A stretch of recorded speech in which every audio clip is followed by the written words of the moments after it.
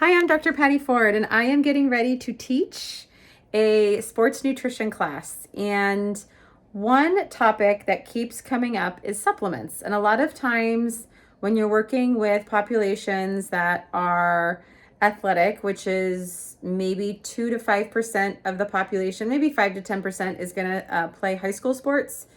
2% is then going to be able, or 5% is then going to be able to maybe play at a higher level in collegiate, 2% higher than that in any sort of professional capacity. So if you're in this 2 to 5% population where you are playing sport for any sort of like remuneration, time, resources, financial,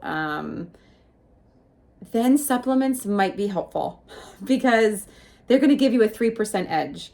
And if you're the 2 to 5% population that has been given the gift of athleticism, discipline, skill set, whatever, then yes, supplementation can be helpful if it's legal, 1.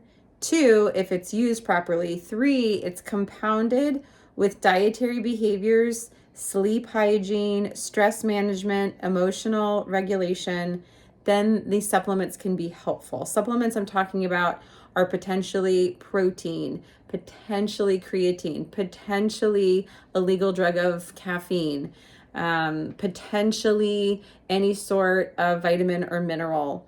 Herbs that are unregulated can be problematic if combined with other things because you can start to see dysregulation of the nervous system.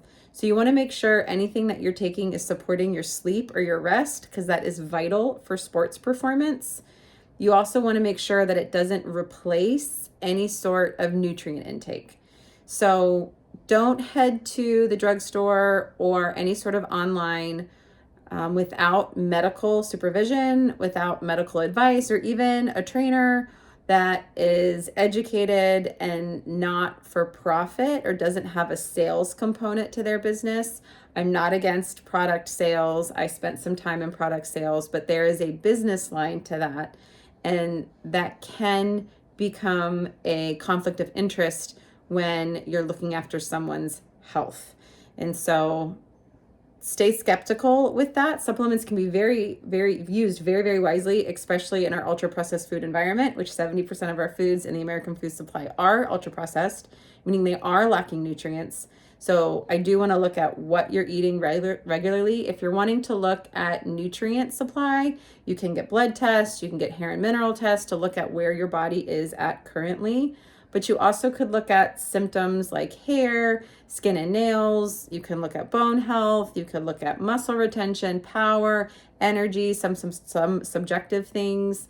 You could also get any sort of anthropometric tested. So there's lots of different things you can do without looking at the internal environment. But supplements, it's a fascinating topic.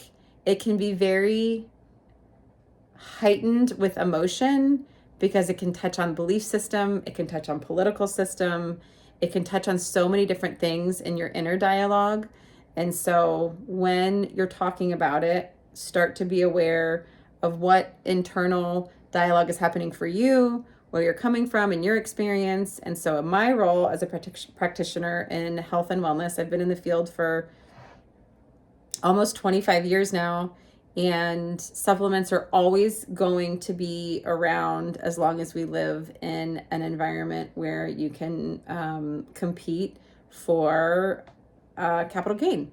So hope this helps. If you are an athlete and that 2 to 5%, supplementations can be used wisely, but it also can become a legal issue because you can be tested. And if you are taking something that is not legal in your sport of choice, that could cost you a career. So be careful.